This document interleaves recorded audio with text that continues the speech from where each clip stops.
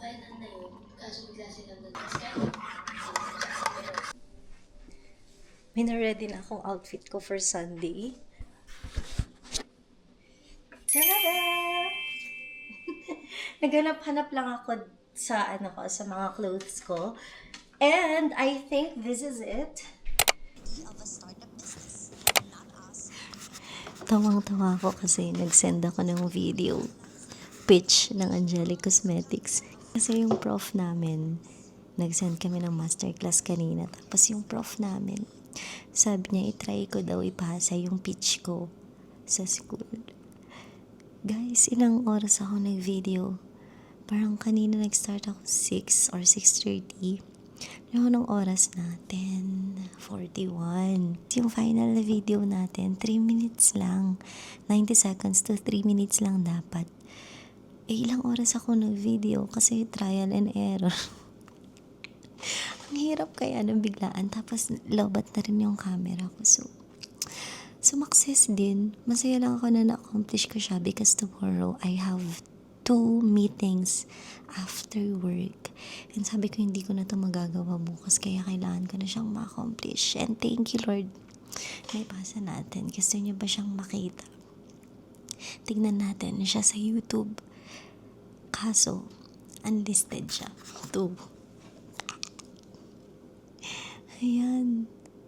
Ay, hindi nagpo-focus. Ay, na-play. Ayan siya mga ate ko. Ayan, hindi lang siya nagpo-focus. Bakit hindi siya nagpo-focus? Sabi niya, Angelic Cosmetics Peach. Alam niyo ba kung bakit ang saya ko? Kasi kahit papano, malayo na yung narating ng Angelic Cosmetics. Parang lang siya, idea ko lang siya noong 2021. Tapos 2025 na, pinipitch ko na siya dito sa Canada. Parang yun pa lang. It's already a win-win. Kaya ang saya ko lang. Nakakatawa na nakakatawa yung ginagawa ko. Yun lang.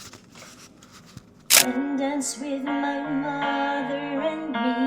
And then spin me around till I fell asleep. Then up the stairs he would carry me, and I knew for sure I was loved.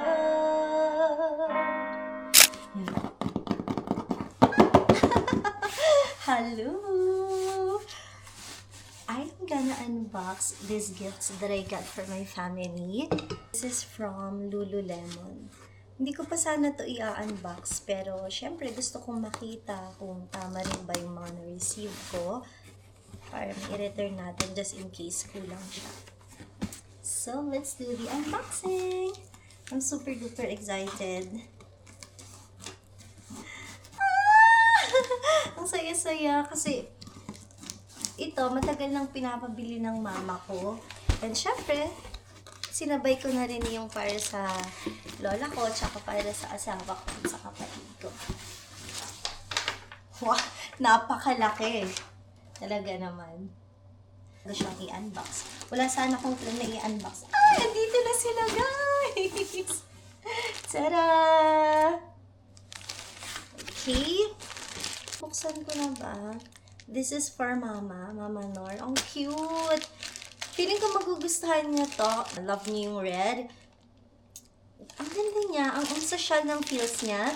And this is for my mom. Specifically, ni-request niya itong design na ito, yung color. So, sabi ko, kuhanan ko na rin si Mama para twinning sila. Except sa color, di ba? So, this is for my mom. She's gonna be happy seeing this one. How cute! This one is for my husband. Siguro bubuksan ko tong para sa husband ko. Then yung para sa kapatid ko, hindi na lang. Para sa kapatid kong lalaki. Wow! Wow, wow, wow! Ay, ang laki! Kasi medyo nasad siya nung pinakita ko yung picture kasi daw maliit. Sabi ko, malaki to. So yun, natuwa naman siya nung sinabi kong malaki kasi, wow! Ang laki niya! Ang laki niya, nakakatuwa. And I'm so happy kasi first time din niya magkakaroon ng branded na bag. Kasi di ba tayo sa Pinas, kahit ano naman, okay na. Dito, dahil kaya naman, awa ng Diyos, kaya namang bumili, ipapa-experience natin sa family natin. Yarn, ang ganda! Ang ganda-ganda talaga. I'm so excited na makuha nila to. Pero parang matagal pa. Nasasad lang ako. And next, i-unbox natin yung para sa pinsan ko. Yung gift ko kay Kai. Nandito na. Dumating na. Dati pa sa Philippines, talagang yung love language natin ay giving. Mga simpleng bagay na nagpapasaya din sa akin pag binibigay ko sa kanila. And dito na yung para kay Kai. Buksan ko na siya. Actually, it's already 3:49. Matagal pa naman siya, so may time pa akong mag-unbox. Sine-check ko lang kung na-upload na yung video ko. Nag-upload ako sa Facebook ng... First time ko itong gagawin.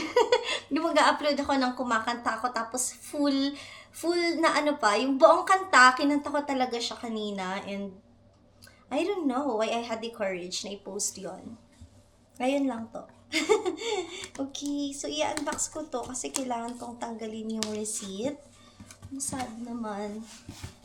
Hindi siya yung mag-unbox. Char. Wow, she's here! Sobrang ganda niya. Oo naman, mas social to kanya kaysa yung akin. Ang ganda, guys. Oh my. Yung effect naman sa akin ng I think food poisoning is I am now so scared to eat like anything. Takot na ako. Gusto ko din ng nilagang itlog, but naisip ko, okay ba siya for me? So, parang OA, but that's actually how I feel right now. Kasi takot na takot ako. Ay guys, asawa ko nga talaga yung asawa ko. Kasi napansin niya sabi niya sa akin, first time mong mag-post ng kanta mo na buo, that he's noticing the little things. Like, nakakakilig siya. Kinilig. Fresh from the fridge. It's too cold pa. Gusto ko ding mag-smoothie, but I don't think okay na yung smoothie sa akin. Parang hindi pa. The way ready na yung aking area. Kasi I'm getting back to work. I'm trying to get back to my system kasi nawala siya dahil nga nagkasakit ako. So, ilang I'll update you later. Ay, nakasalita da. Morning, guys. Sobrang sakit sa ilong. So, today is a Wednesday. Parang ngayon lang ulit nag-start yung week ko because hindi nga ako nag-school and nag-work for 2 days. Because food poisoning is real. So, what happened? Feeling ko na food poison ako. Hindi ko na lang sasabihin kung saan kami kumain ng chicken. But that was the last meal that I had last Saturday. And then Sunday, yun na. Nag-start na yung symptoms ko. And I was on bed. I just rested Tuesday. Actually, Monday, mahinang-mahina talaga ako. And yesterday, medyo okay naman na. So now, thank you Lord, I am going to school. Ang sakit ng ilong ko.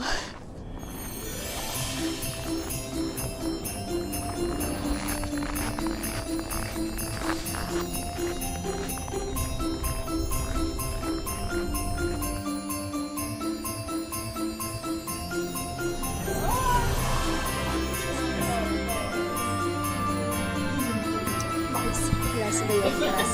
Na-adjit na. Nahihili lang naman ako. Naiiyak na sila. Grabe. Yes!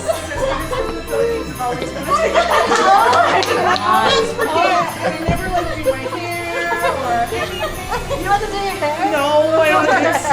It is what it is. So I love it. I love the it's a very cultural thing to like have pictures.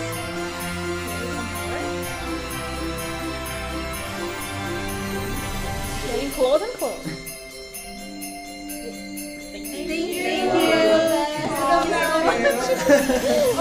Enjoy your vacation.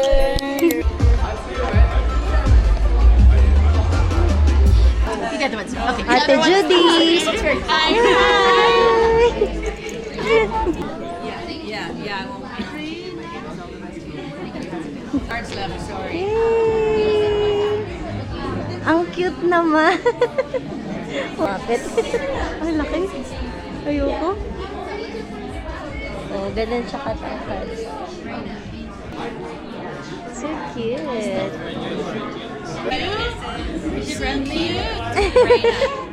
Guys, dahil today ay stress-free Wednesday, meron tayong free coffee. Free coffee for students only. Pabili po.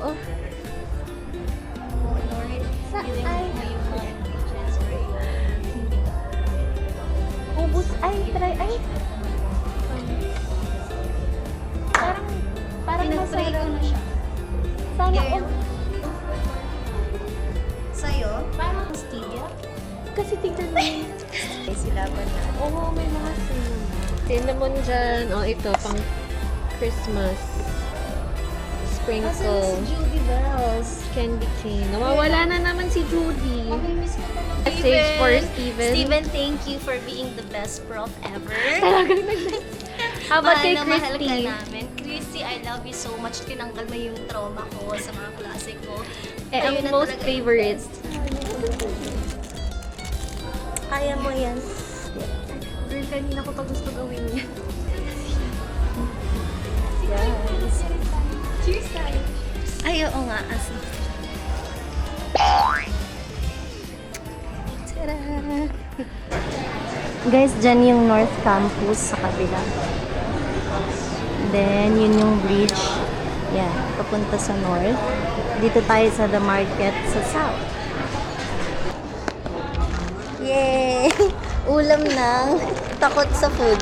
Oo nga. Paano to? May cheese. Okay lang to. Tapos cream.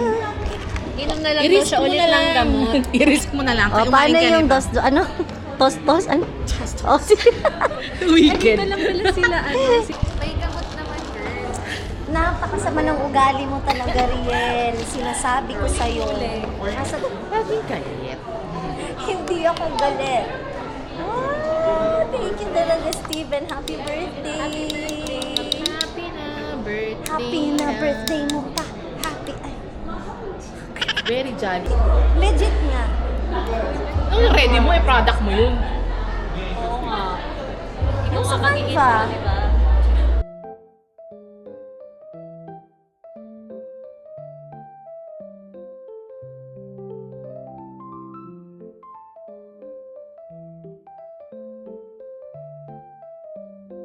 Ito nga yung pinakamalapit. Okay na rin. Mahal eh. Walang oo, yun lang. Hey guys. Tahin. Paano ganyan? Isaw-saw daw. Uy, hindi mo pinakita? Ano yung masarap?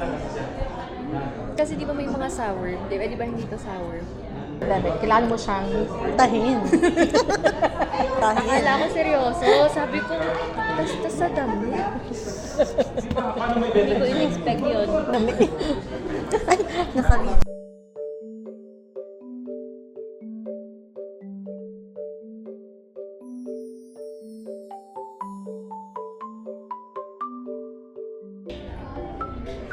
Pabebe mo't ni.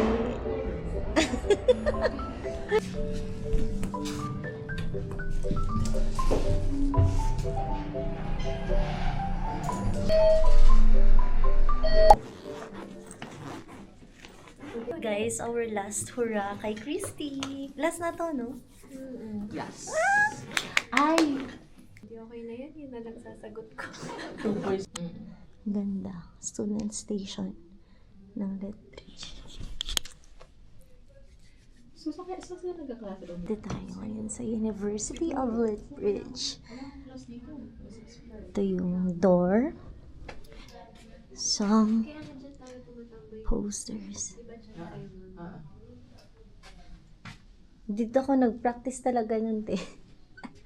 Yung sa marketing. Yung presentation natin, te. Sila Mika. Guys, tapos na! Congrats! Ay, asan si ate? Iba yung nag-video. Angelic Cosmetics. Thank you so much. Hi guys! Wednesday afternoon and I'm going home. Finally, na-achieve natin for today ang masterclass. Ay, wait lang, madulas. Hindi lang natin siya basta-basta na-achieve. Na-achieve. So, I am so grateful kasi hindi na nagtanong yung prof namin. Sabi niya, we did a thorough research. We were prepared and I am so thankful to the Lord na He guided us all throughout the process, especially during the presentation. Kinakabahan ako kasi product ko yung topic namin sa masterclass. Yung topic namin is launching Angelic Cosmetics here in Calgary. So natuwa naman siya and marami siyang binigay na comments lang, which is also in addition, wala na siyang tanong or wala na siyang mga room for improvements. Ang galing! Ang galing ni Lord talaga. Thank you. Ayun lang. Super happy ng mga ka-group ko, guys. Ako din, sobrang happy ko.